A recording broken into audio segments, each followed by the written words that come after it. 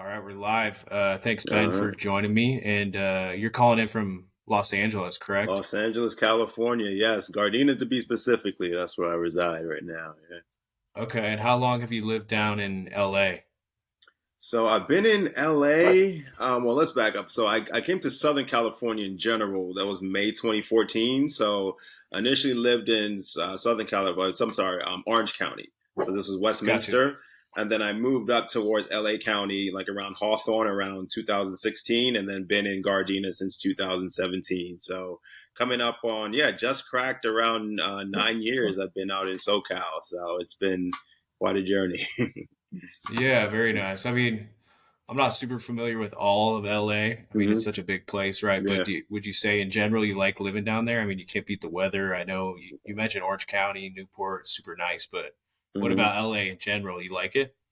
Oh yeah, I love it, man. I mean, I've been able to fire on all cylinders. Like I tell people all the time, once I'm originally from New York City, Brooklyn, New York. So Okay. I came out here when I was around 23 years old. So of course, prior to that, it was pretty daunting moving your whole life across the country, right? When you've never been that far away from your family. So initially, I had some hesitancy. I was like, all right, well, whatever job I got out there, I got to make sure I hold on to it because there's no bouncing Yeah, between yeah, yeah. coasts. But once I got out here, and I'm sure we're going to get into this later, but I realized how I was able to fire on so many cylinders.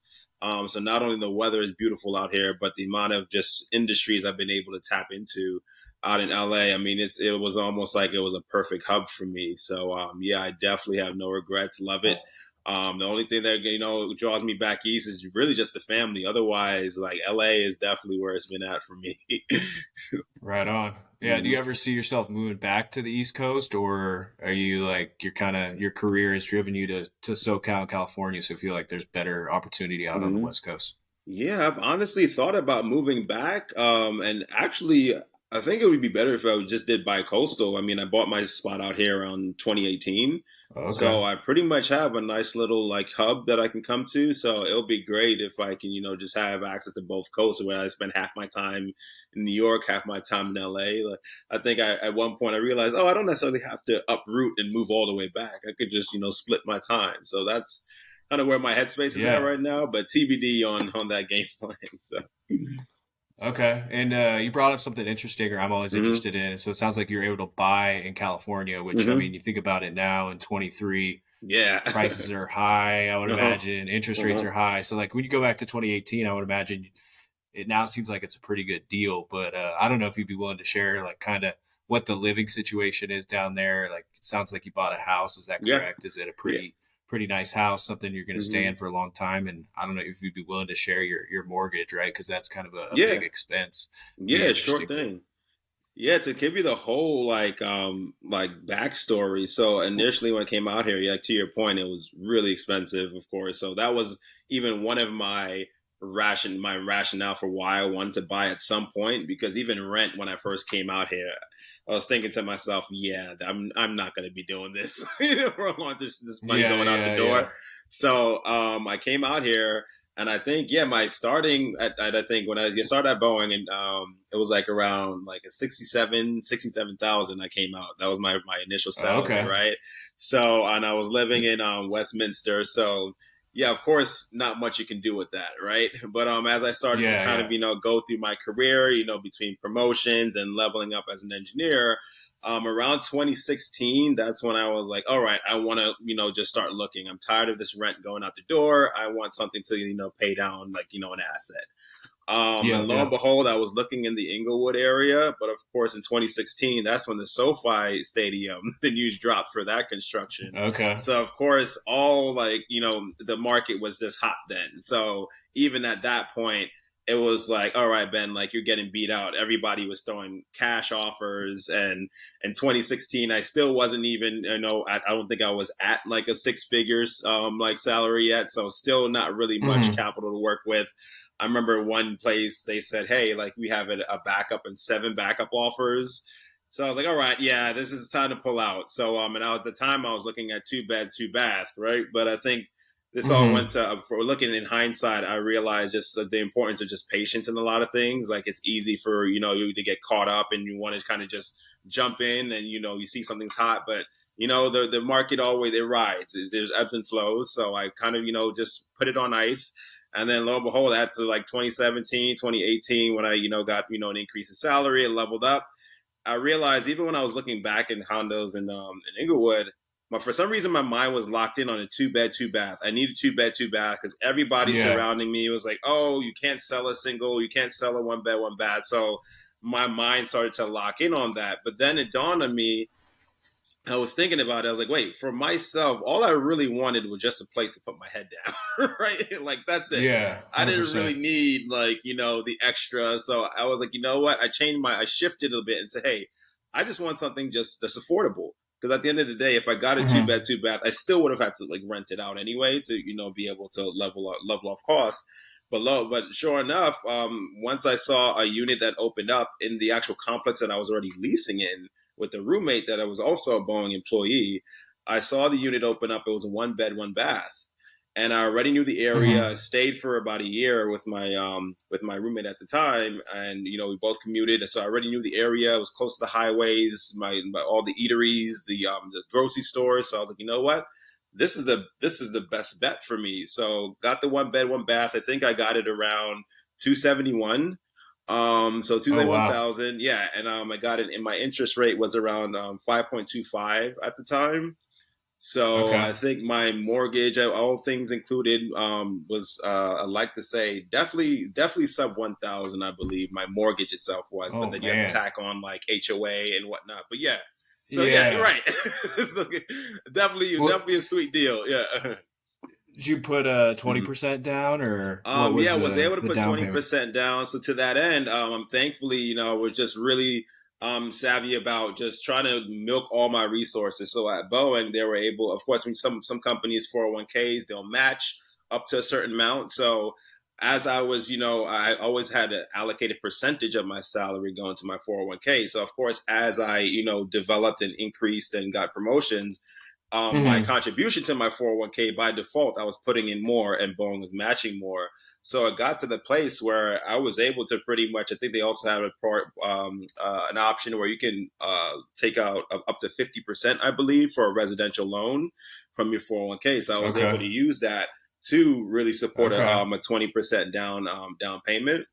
Is, And then, yeah, you go were ahead. able to do that with no penalty, so you could pull money out of your 401k and use it as a down payment on a house with no penalty? Correct. Is That's no that penalty. So okay? basically, you are able to do that because you're pretty much paying back into your 401k. So as long as you don't default on the loan, you're pretty Hmm. much it's pretty much Mm. kosher. So I can definitely later story, but of course, if you leave once I left the company, of course, if you have to roll over your 401k, then yeah, they consider it like a default. So you just have to pay. Hmm. You just have to consider that income, and then you just pay taxes on that lump sum. But essentially, that's the only kind of caveat. But all in all, that's kind Yeah. of like an option that they give to facilitate home ownership, and as well as like kind of investment, so that you're able to pretty much pay yourself back with interest for 401k, which is pretty dope. So No, yeah, it's been that is good. cool. Hmm. I hadn't heard of that. So, Hmm. do you still live there today? I still live here today, and to that end, I actually refinanced. It was right around the cusp, like maybe just before COVID. I refinanced, so I got my new rate was around a 3.625. So I definitely got like Okay. a nice, I think about 2 points lower than, almost 2 points lower than what I bought it for. And now if you're looking S- at interest rates now, that are around like 7% and whatnot, so it's definitely got a good bang for my buck for sure. Yeah. Yeah, and then maybe just one more question on this to kind of Yeah, round go it ahead. Go out. ahead. Yeah, yeah. What is it worth now? Like, and maybe if I could guess, I'm guessing it's like mid 400s your condo, I or think like you high almost hit the nail on the 400s. head. Yeah, I think I'm a cookie cutter unit, a couple doors down from me, sold for like 409. So Okay. yeah, Huh? That's crazy, man. Well, and I think I have about I like, got, I guess congrats. oh, thank you. Yeah. Yeah, and I think I Right. cracked on my It's, mortgage it's itself. It was I think it's like sub 200 right now. So pretty much a good couple okay. 100,000 equity. So it's pretty cool. Yeah. And then one way I'm thinking through this, right? Like if let's just Hmm. say someone's listening to this and they're like getting their career started out, Yeah. and you think it's still doable to do what you did, maybe if they start at Boeing or a similar company, they're an engineer. Hmm. I'm thinking through like the property prices and the Hmm. mortgage rates. It seems like it may be a little more difficult, but I Hmm. don't know. It's just something I'm thinking through, right? Like, Yeah. could they do what you did now? Yeah, I would say at the end of the day, it all comes down to timing and really just strategy too. I mean, it's all about really everything that you do when it comes to money. It's all really about risk management, right? Like how much are you Mm-hmm. willing to risk, right? Because at the end of the day, like if there's also a level of freedom that comes with renting too, right? You don't have to worry about, Yeah. like repairs. You don't have to worry about HO. Like what you pay is what you pay, and so sometimes that could very well be the more economical option even than trying to set yourself back and try to like claw your way out, right?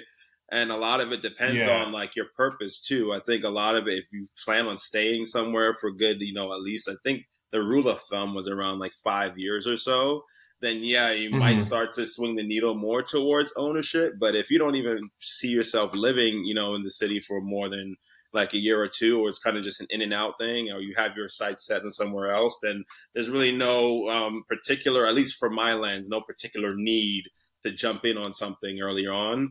And of course, when you factor in location and, certain neighborhoods, of course, will be better than others. So you'll get better, better deals. And then if you're pretty like, like, I guess if you look at the market, see where things are happening, whether there's gentrification or whether you kind of see if things are going to start, Yeah. looking in your favor, then maybe you bite the bullet or, right now with in terms of getting a maybe more so, not so like great location, or maybe not even location, but maybe amenities you don't have, but you at least get in, at a low range, and then you kind of let the market kind of, ride. So a lot of it just comes down to, like your wants, your desires, and how patient you are. Because at the end of the day, Mm-hmm. you can get there. Like you can always start, let's say, in another city, and then you milk that, and then you then carry over. So really, I would say the engineer in me would always say, see where you want to go, and then back out. Like do a back, back calculation, see how much you need to do now to get to XYZ here, and Yeah. then because everybody might have their own little roadmap to get to where they go, and it might vary in time, but you'll more than likely get there at some point. So yeah. Yeah, I think so. And Mm-hmm. then I'm just curious too. So, like, what would you Yeah. say you could rent your condo for? Is it like low Mm-hmm. 2000s, high like Mm-hmm. 18, 1900? I don't know what you think, but I think you hit the money on it. I think I looked. If I was just to use Zillow as just as an estimate, I think it said the estimate was like around 1800, 1900. So. okay. Mm-hmm. Yeah, so I think right. You think about it, like someone wanted to live where you live and Mm-hmm. just rent, and they're just starting out as an engineer. I mean, that's certainly doable with the salary. Mm-hmm. And I think you said you start. I would imagine it's higher now, right? If you start as a Oh, Boeing engineer in probably. 2023, is it closer to six figures now, or I think you said you were around 67, 70,000. Right, Is right. that I'd right? imagine so.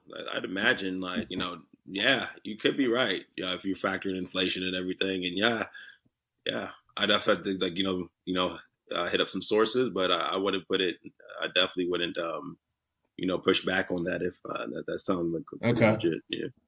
But yeah, because I came Um. in May 2014, and my start was Okay. 67, 350. Yeah, I remember. Yeah. I mean, Mm-hmm. who knows? Maybe it's like 80, 80 or 85. I mean, something. I Yeah, don't it know. could be that. It could be Yeah. that. Yeah. Yeah. Yeah, and Okay. but I guess well, you let me know if you want to pivot. But I had one more Yeah. thought. Yeah. Let's pivot. Yeah. One more thought, and then we can Oh pivot. yeah, so I said too, like when it comes to strategy as well, like if sometimes you're able to get roommates, or if you're able to like have roommates for a long period of time, you Yeah. save up a lot there too. So that's also something where you factor that in. Like if you live by yourself, or you need to be by yourself, then of course it might take a little bit longer to get to where you are financially. But that's also a strategy as well. So it depends on how much you're willing to. Everything comes at a cost. That's all right. Yeah, yeah, I think that's a good point though, right? Mm-hmm. You can house hack or kind of like what you did. Maybe Yeah. you buy a two-bedroom condo, you rent out a bedroom for Mm-hmm. 15, 1600 in LA. Right, There you right. go. I mean, it covers most of your mortgage. I mean, so Mm-hmm. yeah, there's definitely strategies out there. I think you still can do it. I mean, you just Mm-hmm. gotta have the ambition and drive to do it. And then just to pivot a little bit, I'm curious. So it sounds like throughout your whole career, you've pretty much been in the engineering space, and it sounds like, is it, would I be correct in saying like aerospace with Boeing, or is it Pretty much. a specific type of engineering? Okay. Yeah, pretty And much then aerospace.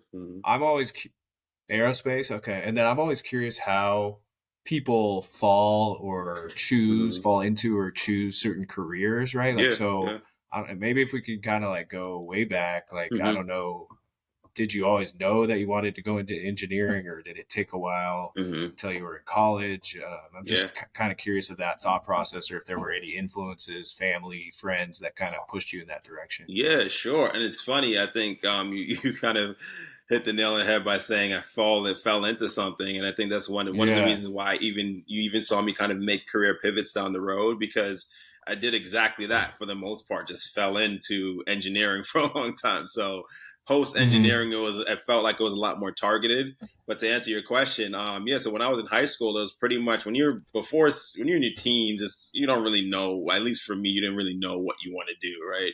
So I was like, all Yeah. right, I'm good at math and science, and and I know my dad, he would always like fix cars on the side as well. So I'd pop in the garage from time to time, and I was like, all right, so STEM and engineering makes sense. So I went to Carnegie Mellon for undergrad, and I took there. So in your freshman year, you take two intro courses, one in the fall and one in the spring. I took electrical engineering in the fall. I think I got a C in that, and then I took mechanical engineering in the spring and got an A. So I said, all right, well, I did Hmm. better in mechanical, so we're gonna stick with this Okay. mechanical thing. So I chose that as my major.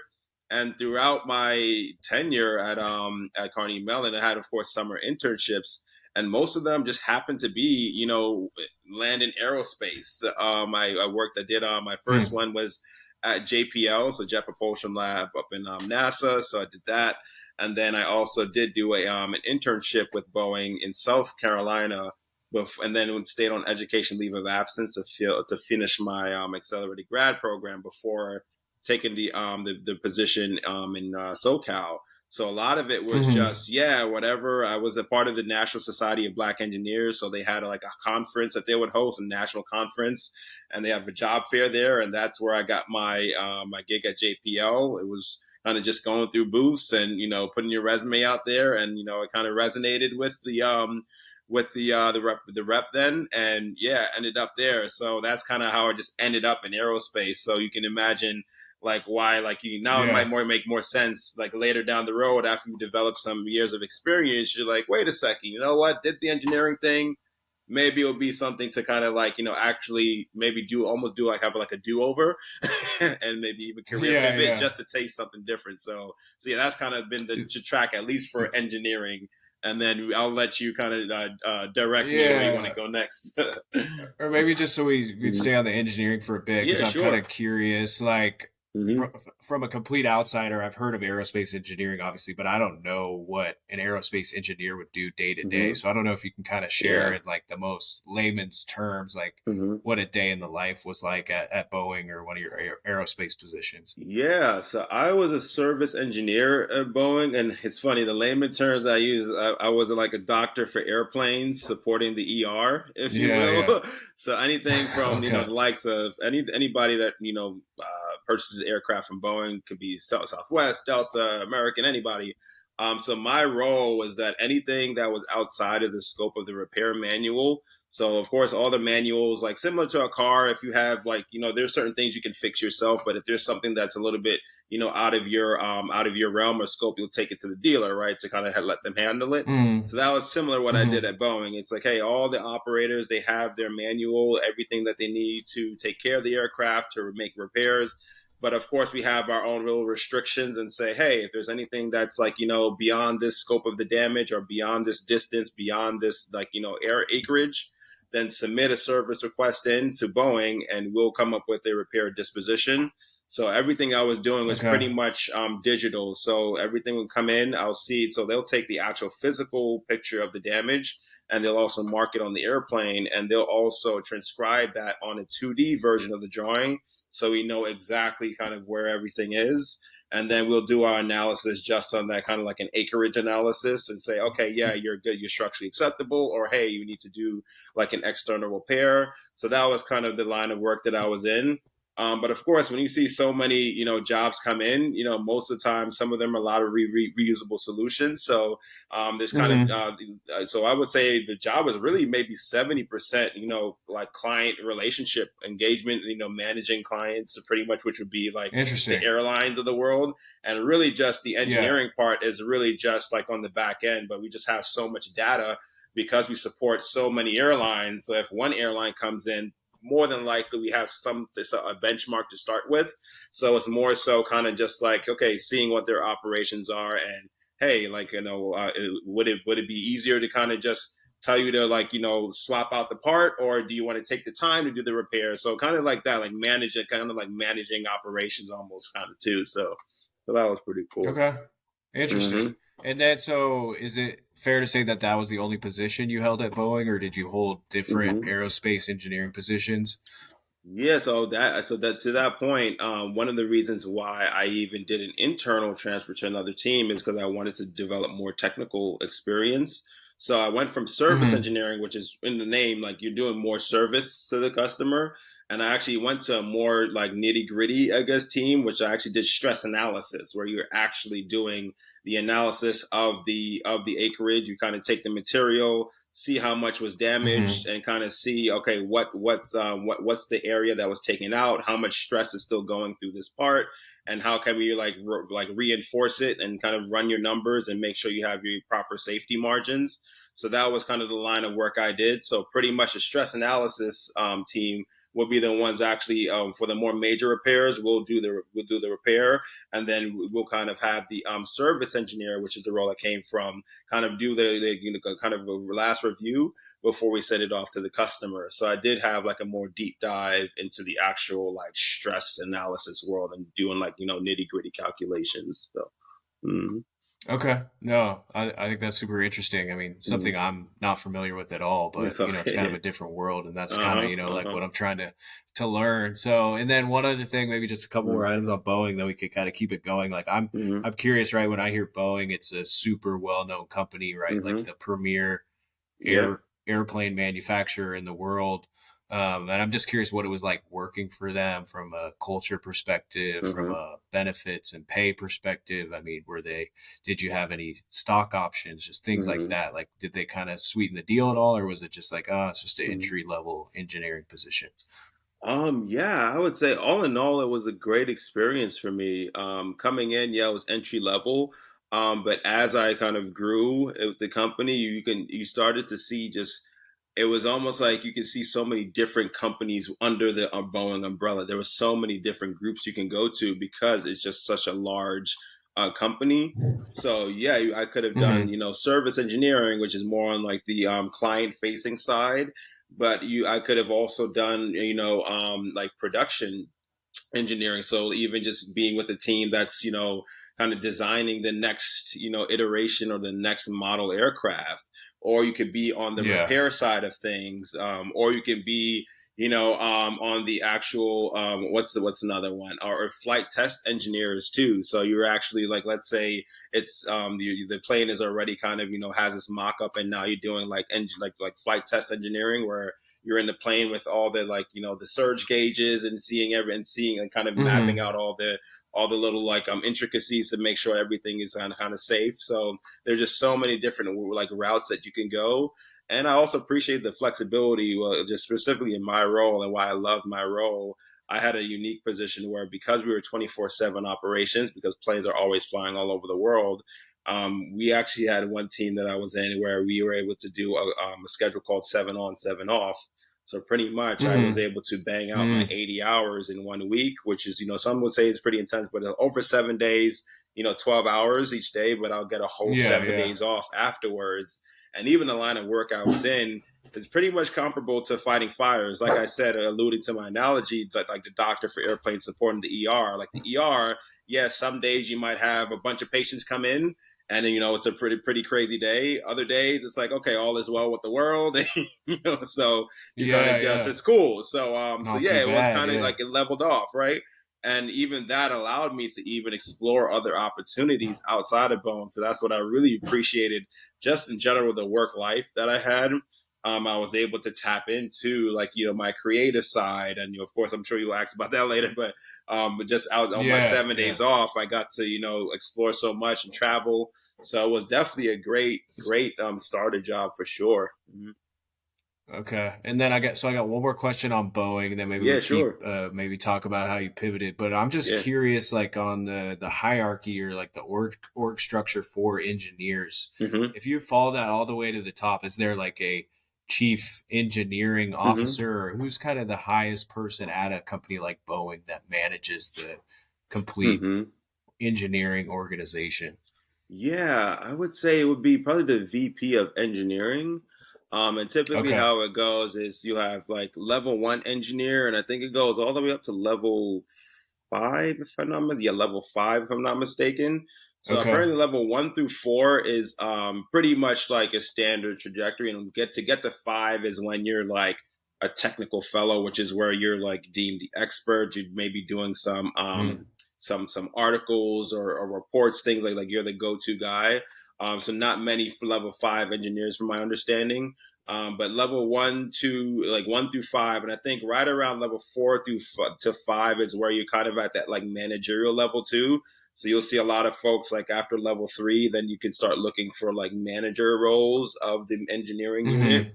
And then from there, it'll just be, manager, senior manager, director, and then you Got have it.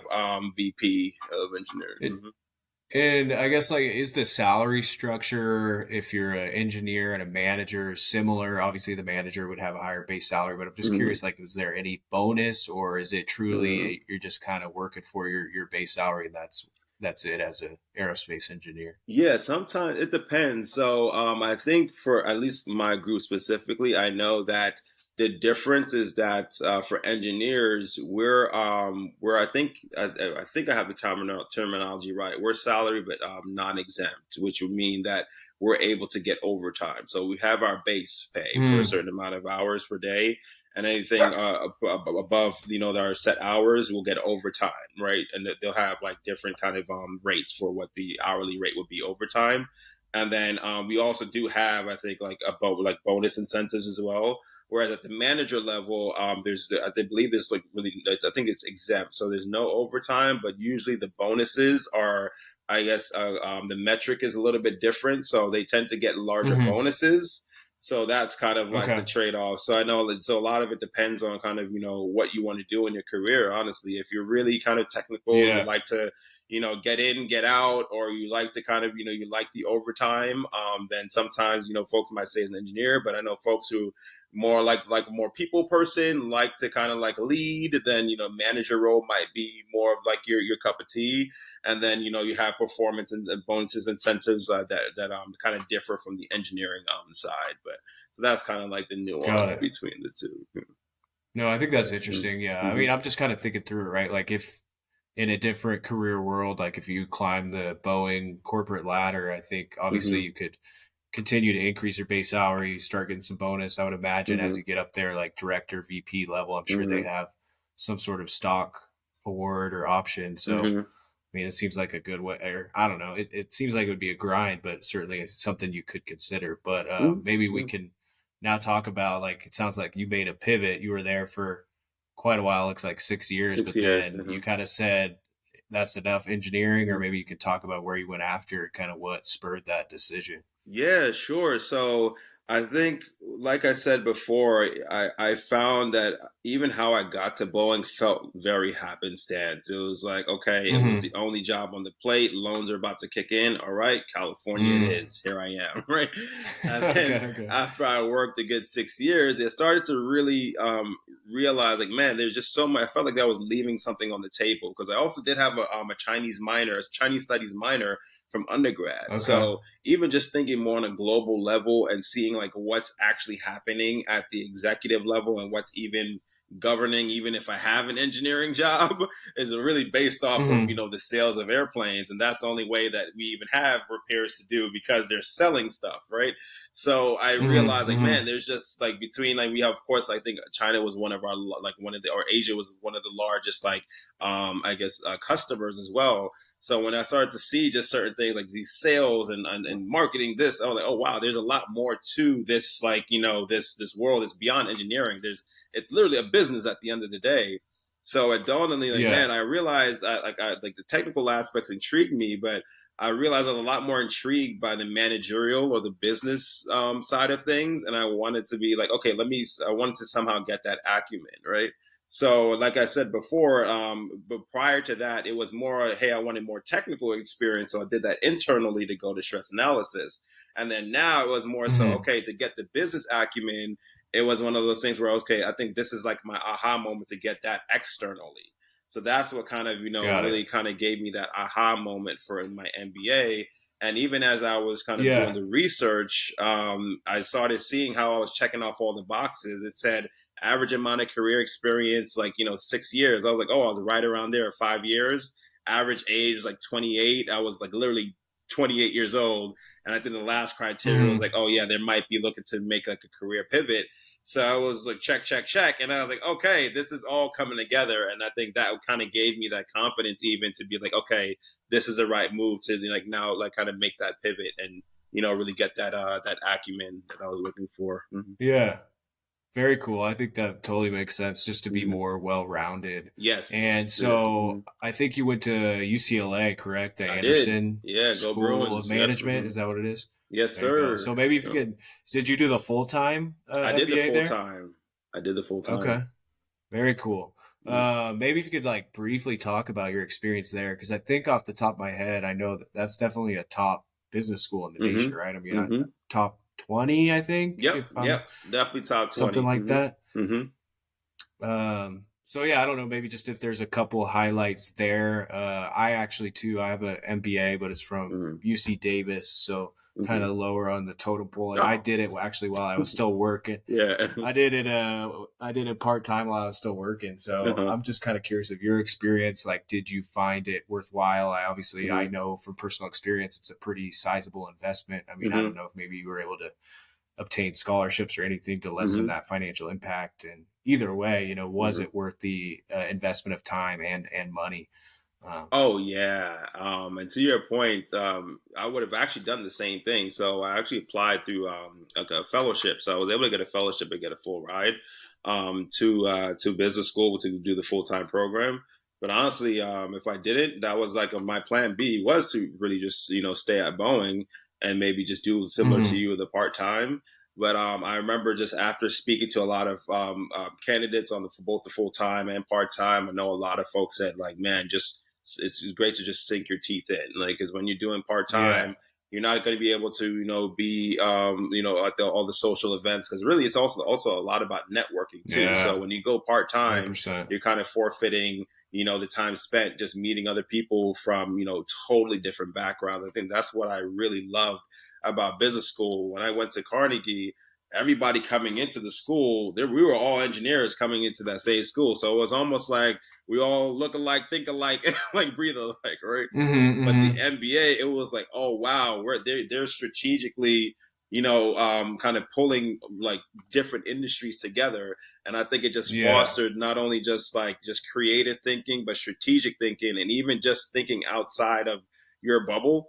So when I saw, like, I mean, I have folks that were in the performing arts industry that came to business school, engineers, people come from finance, people coming from the military background. So it was just a beautiful, like, situation to just be around so many different, people culturally and industry wide.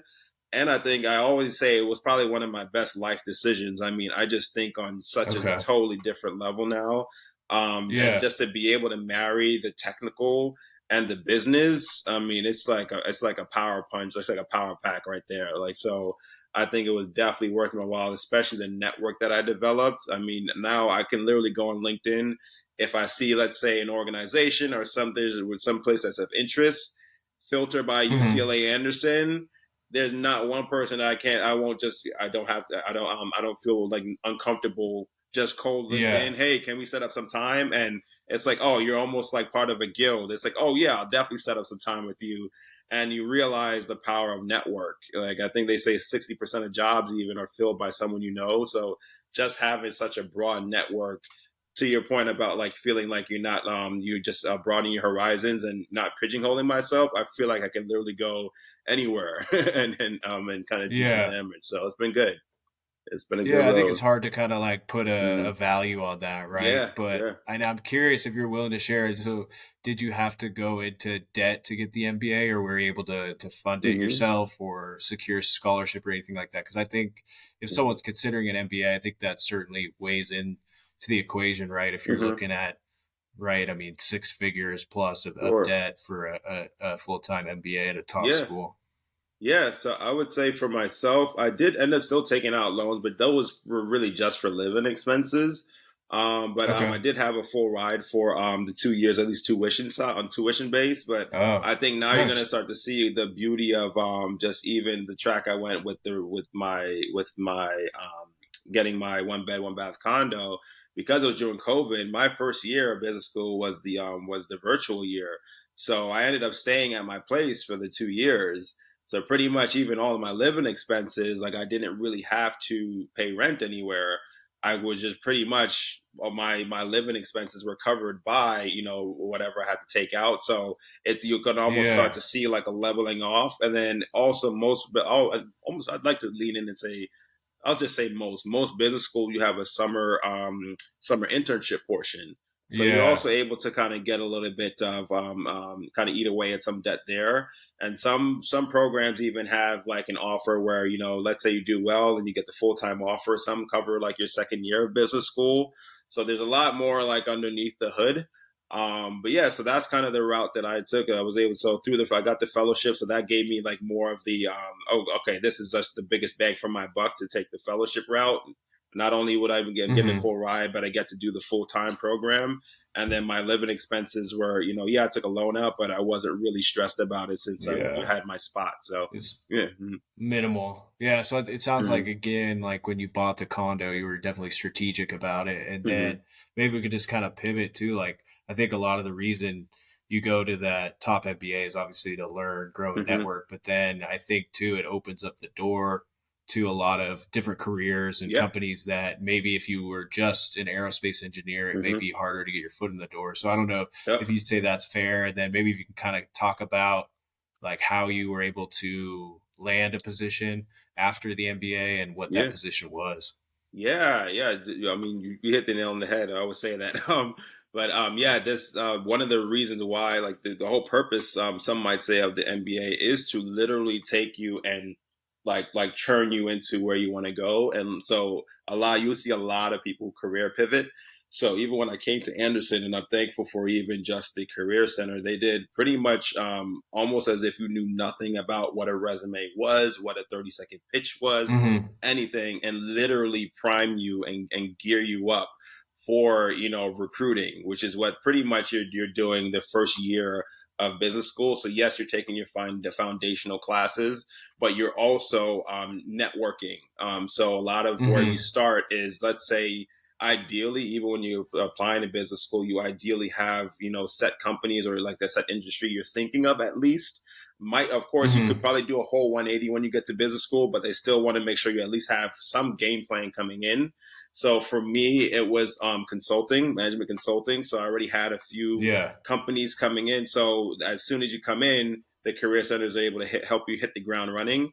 So you start off with low stakes, kind of like informational interviews, kind of like this. Like let's say you're 1 year ahead of me, I would start my chat with you and say, hey, what was the recruiting process like? I know you ended up getting an internship at, whatever, consulting firm.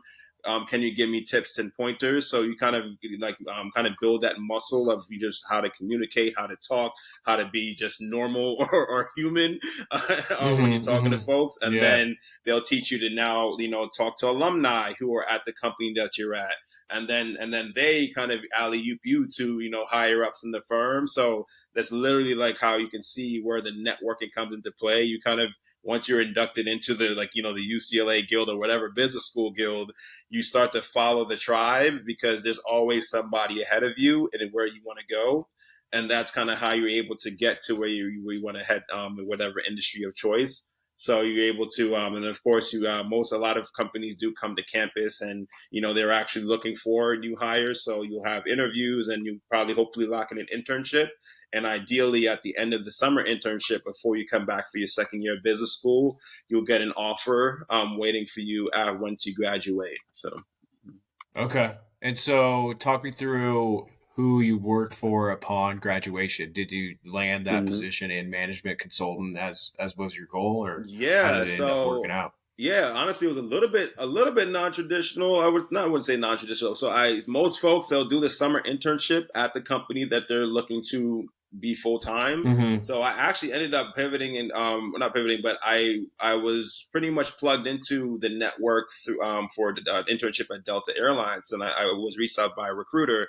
So I'm guessing between the Boeing background and also the MBA, it kind of the two and two maybe had me come through the filter as far like a candidate for their Yeah. internship program, but on the business side. So I actually worked as an intern in their corporate strategy. So I did that for Interesting. 3 months. And then once I got the offer, I was like, you know what? Let me kind of just I can throw my hat in the ring again. I was on the consulting track, and my mindset Hmm. was like, you know what? At the end of the day, it's still very adjacent to aerospace, and it might kind of. So let me just, at least, round it out. So I did throw my hat in the ring for full time recruiting. So you can also recruit again instead of an intern when you come back. You can recruit for the full time role. So I went through the pipeline for interning or internship, not internship, sorry, for interviewing for Deloitte. So went through the process and then got Gotcha. the offer, and then that's how I ended up coming to Deloitte. After And business school. that's where you are currently, right? So you've been there hmm for how long? Since October 2022, so around 9 months now. But actually, in the in between months, it's funny enough. I actually did get to go, and this is also, I think, the power of just like leaving, but also getting certain skill sets that can even reinforce what you were doing before. So I actually came back to Boeing just to kind of make some, like some changes, kind of get some coins, they would say, in between Hmm. graduating and Hmm. Deloitte. And honestly, but the manager at the time said, "Hey, we're originally going to plug and play you as an engineer, doing what you did before, but the team actually needs some processes tightened up, and we know you're going off to Deloitte, so we'd actually like to hire you as a consultant, like a contract consultant, to kind of come up with the game plan of how we can strategize to streamline their operations and kind of help reduce attrition, things like that." So I got to even kind of work that Yeah. muscle on a contract basis. So I said I was able to That's leave up cool. front, say, "Hey, well, I have this offer, so I won't be able to stick around." So they're like, "Oh yeah, it's a contract rate, so I can just do it for 3 months." So I did that for 3 months, and then I just transitioned into Deloitte. So it was smooth. It And then I'm Mm-hmm. curious too what life is like at Mm-hmm. Deloitte. And then I'm also curious at Deloitte, are you providing management consulting services in the aerospace industry still, or have you Mm-hmm. kind of had a pivot Mm-hmm. in industry as well, Mm-hmm. moving to Deloitte? I'm just curious, like what the typical projects you're working on there are. Yeah. So I would say that's the beauty of Deloitte, and why I appreciated it is that you can literally like now try anything. All right. So I did come in with my primary industry of choice being technology, media, and telecom, which is like the tech media space, because my Hmm. mindset was that technology just it still spans almost every industry, especially in today's day and age. But literally, you can try any client. So my first project was internal. It was on the media and entertainment side, actually. So that was kind of, really resonated with just being able to now marry my creative side with business. So totally, Hmm. Hmm. 180 from technical. But there are also just any client you can think of, any maybe Fortune 500 company you can think of. Probably you can like see like some of these management consulting firms providing a service for them. So you can literally work in oil and gas, you can work in healthcare, transportation, because at the end of the day, they're all businesses, and all of them at some point either or have a problem that they either don't know how to solve and they farm it out, or they're Hmm. like, "Hey, we don't have the bandwidth or the capacity to, so we're just pay an external consultant to handle this." Or sometimes they even use the consultants as sanity checks too. So sometimes you might very well have a Yeah. game plan that's like solid in your head, and you pitch it to upper leadership, but you might not get through. So sometimes consultants is literally just like a hey, like there's almost like a verification type thing too. So that's kind of, I would say, like the nature of consulting. You're kind of coming in and seeing a problem. Sometimes it's like pretty much at the C-suite level, and you come in and try to get up to speed in the industry as quickly as possible. So to your point, because it might be something that's out of your wheelhouse, you're going to have to really kind of like through like whether it's articles, research reports, or sometimes they have their internal tools to really get you up to speed, so that you can kind of Mm-hmm. come in and be able to just provide an external lens to help them kind of really solve their strategic problems. So definitely Interesting. challenging, but definitely I love the versatility of it and just the cadence. You don't feel like you're doing something for years on end. It's like, hey, some projects once you're wrapped, then it's on to the next client. You can choose your next industry Yeah. or not. So it's pretty cool. Mm-hmm. That's pretty cool. So, and kind of walk me through like a day in the life, right? When I think of management consulting, and Mm-hmm. I don't have any experience with it, Yeah. but what I think about is like it's kind of long hours. Mm-hmm. It's a lot of analytical work. It's a lot Mm-hmm. of PowerPoint, Mm-hmm. engaging with clients. So, I mean, is it a grind, or is it pretty manageable being a management consultant? Yeah, I think it's funny. As a consultant, they'll say, I'll give you a consulting answer. They say it depends.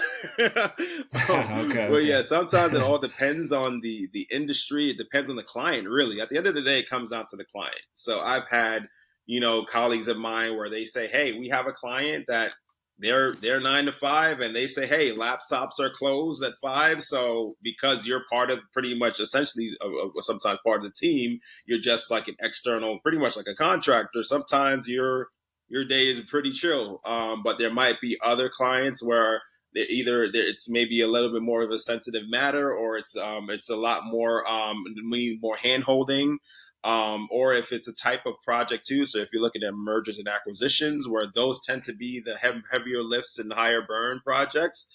So I would say a lot of it depends. And even at Deloitte, I think what's the beauty about Deloitte compared to other firms, some of the other firms, you actually given your project sometimes, or like typically you're given your project, like, hey, this is Hmm. like what you're doing. Whereas Deloitte, yes, you have like a resource manager that can essentially do the same thing, but most folks, you ideally network onto your next project. So it's very entrepreneurial a little bit at Deloitte. It's like, hey, Connor, Okay. I see you're working in this Hmm. space.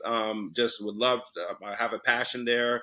Want to know if there's anything in the pipeline. And typically, if there's nothing in the pipeline at the moment, I will still, let's say, help you with ad hoc work, whether it's proposals or whether it's like helping put together client pitch deck, just to kind of really like kind of showcase my skills, but also kind of build rapport. And then typically, when something Yeah. comes in the pipeline, provided I'm not staffed on another project, then you hit me up like, hey Ben, you know what, I just remembered you, like, I have a project that came up, I'd love to have you on board. And that will kind of be kind of how you get staffed on that project. So that's typically like how it would work. But yeah, a lot of it, like I said, depends on the nature of the work. And even they'll sell you a lot of consulting firms, well, at least keep it specific to Deloitte, a lot of them say, hey, like at the end of the day, no one is going to set your boundaries for you. And I think a lot of it Hmm. comes down to that as well. You'd be surprised how much a lot of the what you would hear about consulting, sometimes it does come down to how much you're managing yourself and your bandwidth, because you can work long hours, but sometimes it's how you work the long hours, right? If you're going 8 to 8, or Yeah. like let's say 10 to 10, but you're literally going straight 12 hours, then yeah, you're definitely going to feel it. But let's say you're like, no, I'm a guy that, hey, don't talk to me between the hours of 11 and 12, 11 a.m. and 12 p.m., because this is when I'm working out, or this is when I'm eating, or Yeah. this is where Yeah. I'm taking, just a brief walk. And you notice that the people who set their boundaries the best are the ones that end up Hmm. kind of just, being able to really kind of, ride the ebbs and flows. They're the ones that end up being partners typically. But the ones that come in that, typically they say it's the opposite mentality coming in. Like the ones who come in thinking they're going to be partner, they're the ones that are like, I got to prove myself. I got to work, work, work, work, work. And they set no boundaries. Yeah. That's really what the burnout comes to. Like the long hours, I was like, even at Boeing, I mean, I told you I worked 7 on, 7 off, and 7 days straight of 12-hour days. the some might be brutal, but it's sometimes it's the style of what's the type of work, which like I said, some days it's Yeah. heavy, some days not, and it's how you work. So I would leave it at that too. Yeah. Okay, but Hmm. so it sounds like 12-hour days are not uncommon, right? Like if so let's say if you want Hmm. to be a management consultant at Deloitte, Hmm. sometimes that's just what you have to do. Yeah, Is sometimes that that's fair? that's what you have to do. And but I think one thing that helped me with like easing into that like mentality is that the more I thought about it like an entrepreneurial type of work, which it kind of is, being able to network and kind of talk to other folks, hey, I really think I can, bring value here. And so I learned, or kind of my mindset was, okay, if I was doing, let's say, entrepreneurship, right? Most entrepreneurs, like, yeah, you're gonna be crank, depending on what you're doing, you're going to be burning the midnight oil, like, often, right? Hmm. So a lot of Yeah. entrepreneurs, that's what they go through. So once I thought about it like that, like, okay, like anything in life, like you might always have moments, or most time have moments where you're going to have to grind it out. And it's all a matter of, hey, like, how do you manage yourself afterwards, right? Because whether it's consulting or not, it can be, I know folks who are in certain, industries or companies where they're like, man, if I was working this much, I should have just got the bag and went to consulting. And Yeah, you yeah. learn that a lot of folks 100%. like, it's all about how you take care of yourself too, right? So let's say you do have a high burn project, 4 weeks, or like a 1 week stint where you're burning the midnight oil. Hey, like, you should probably either take PTO, or that's the reason why they have something called the bench, where you kind of have like a brief period where you're just kind of, kind of touching up your resume, kind of, just taking a breather before your next project. But yes, take the PTO, like, take care of yourself, get a massage, do something so that it's more sustainable for you. But yeah, to long story Yeah, short, yeah, 100%. it can definitely be a lot of hours, for sure. So, Okay, then maybe just to kind of close out on Deloitte. So it sounds like we've kind mm-hmm. of, we've chronologically gone up to like Yeah. where you are today, and maybe Mm-hmm. just to confirm, right? Like a big thing with those top MBA schools, right, is they kind of tease out in front of you like, oh, you'll get an amazing job, Mm-hmm. which it sounds like you have, and an amazing Mm-hmm. salary upon graduation. So I know if I recall, right, like UCLA, some top MBA schools, we're Mm-hmm. talking on average, or the median salary is 150, 160K Mm-hmm. plus bonus. I mean, would you say that Deloitte fits that bill? I mean, for people that are curious, that maybe exploring an MBA or have aspirations to work for them. Yeah, yeah, I would definitely say it's right around that range, actually. Yeah, you can kind of expect around that. And of course, Okay. depending on, a lot of it depends on the market too. Like, so if competitors make a move and, trying to, incentivize talent, then you might see, like, a little bit more up, a bump in the compensation when the next wave of hires. But yeah, you can see Hmm. around like a 150, between 150, 170 kind of range, depending on if you're like in Okay. a more boutique consulting firm versus more of like the higher end, or the more like globally known firms. Okay. Hmm. And then maybe just to kind of like round out your Hmm. career story, right? Or like just kind of thinking about like what's next for you. And maybe it can be Hmm. like looking long term, right? You started in engineering, now in Hmm. management consulting. Yeah. Do you see yourself continuing on the management consulting track? I know Hmm. that a lot of management consultants too, it exposes you to a lot of different industries and different Yeah. companies, which Hmm. can present employment opportunities, Yeah. right? If it's Hmm. maybe a startup and you're like, oh, I want to Hmm. hitch my wagon to this company because I think it's Hmm. just gonna blow up and be the next big thing. So I'm just kind of Hmm. curious where your head is and what you're thinking about, like kind of in the near future and even the Hmm. far future, like where you want to take your career considering all your previous success. Yeah, honestly, it's just been, I think the plan I had was take it year by year. Because I've noticed that the more I spoke to more practitioners, a lot of them said, yeah, like, I thought that I was going to get poached by this, client or that client, but for some Mm-hmm. reason, like, it was the people here at Deloitte, or the when they found their tribe and found their rhythm, and they just realized that, okay, if they were to go, let's say, into industry, it would, you run the risk of not having that variety, right? So I think that's what kind of keeps some people here. So I think that's something that I kind of maybe will time it maybe around the year end mark. But I would say there is a part of me that does miss tapping into the creative side of me. So I know we didn't get into this, but I had a Mm-hmm. competitive gymnastics background, and I was able to do some Yeah. stunt work. So I did. I can say I've been a stuntman in Hollywood, And that's something I would love to, sink my teeth into, at least, full time at some point. I kind of had one foot in Okay. engineering and then one foot in, entertainment. So I wasn't really able to really dive in. So it would be great if I could kind of like, really scratch that itch at some point. And then go from there, and maybe we'll be more entrepreneurial down Yeah. the road. So, Yeah, I mean, maybe we could kind of pause there. I'm curious of hmm like your background or what kind of work you've done as hmm a stuntman in Hollywood. Is it, yeah, yeah, if you could just fill me in, because that is definitely super interesting. And hmm actually, and I don't need to go too much into it, but I do have a family friend that has made a career as a stuntman in Hollywood. nice. So I don't know a ton about Uh like huh. the way payment works, but Uh I, huh. I believe, and correct me if I'm wrong, right? If Yeah. you're in the Hangover movie hmm and you do a stunt in there, you are paid residuals, right? As they hmm are paid out to actors. I mean, you're included hmm in that. So I think Yep. it provides an opportunity to create somewhat passive or ongoing income as you continue to build and work more out. So it's just kind of interesting if you can maybe speak to your experience there and stuff. Yeah, Yeah. yeah, you're spot on. I think that's when I go way back a little to our beginning conversation when you said what I love about LA. I've been able to fire on all cylinders, and it's been able to just pay so many dividends, is being able to have pretty much like different streams of income.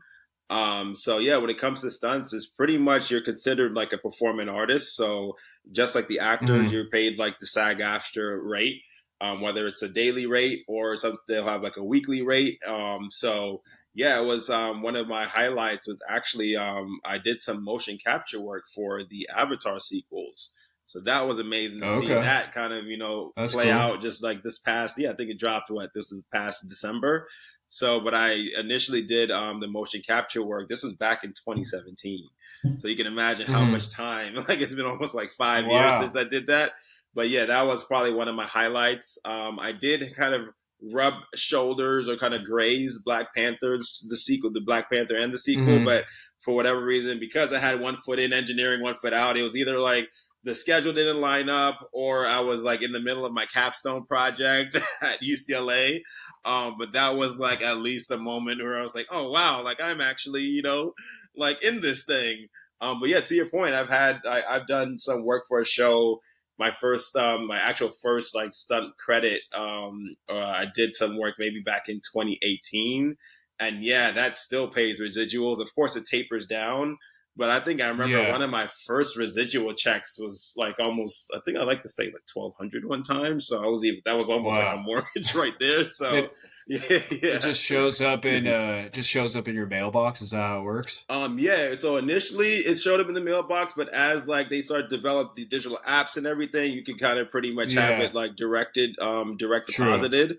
But yeah, so that was cool. And then like of course every show you're on, like the later it tapers off, but like yeah, so you Hmm. can imagine if you go from one project to the next, not only are you getting a good rate because the SAG-AFTRA rate is pretty nice for a stunt performer, at least when it was when I was there, but also on top of that you'll get collect residuals depending on how long you were with the on the project. So yeah, that's something that I would definitely love to really like sink my teeth into if I can some point down the Yeah. road again. So yeah, Okay. So it sounds like, yeah, you're keeping your options open. And then I yeah, think too, I read on your LinkedIn profile as well, you're an hmm investor. So I mean, do like hmm you consider yourself kind of a angel investor, and have you hmm invested in any companies you're willing to share? I'm just curious what the background is there. yeah. I guess you could say angel investor. I kind of sometimes hesitate. Not no, you know what? I'm an angel investor because I know some of the Okay, criteria is okay. like like $1 million net worth and like at least a certain amount of Yeah. income, which I'm not there. But I realize that everything comes down to just managing cash flow at the end of the day, right? So you could very well put up a lot of money if you just know how to manage it. Like, how do you manage your outflow versus inflow? Whether you take it in debt or you take it in like cash or you take it in, like leveraging your assets. So yes, I was able to kind of, like pretty much come up with a game plan to really support actually another school, a colleague, not colleague, a classmate of mine. So she went full entrepreneur. So Hmm. it's a CPG product. So actually, there were a couple of companies I invested in. One was more later stage, so I didn't have to be as like I wasn't as involved. But yeah, it was a CPG company that I was able to like like pump some funds into. And I said, hey, like Okay. because the way I rationalize it, just as a way to pay it forward too. I knew just the difference between my salary, before I left for business school and now in consulting. I was like, all right, for a year, the difference is pretty much, it can be a solid investment. So it's just to kind of, get them on their feet. I don't have, kind of get you, because that's where really a lot of startups, that's really all they need is just for the founders to really kind of get to a good spot. And then you can kind of let your hand go. So that was kind of a mentality. So yeah, I can say that was my first go at investing. So it's been really cool to just just everything. I think it's a great way to round it out. Just seeing how everything come together to be at a place where I can pay it forward and now Yeah. support someone who, let's say, engineering or something wasn't their thing, but hey, you see that they have, this is their talent, this is their potential, and be able to pour into your own. I think it's been really gratifying. So it's been a great life journey. Lived a lot of life and can't complain, man. That's I'm awesome. loving it. Yeah. Yeah.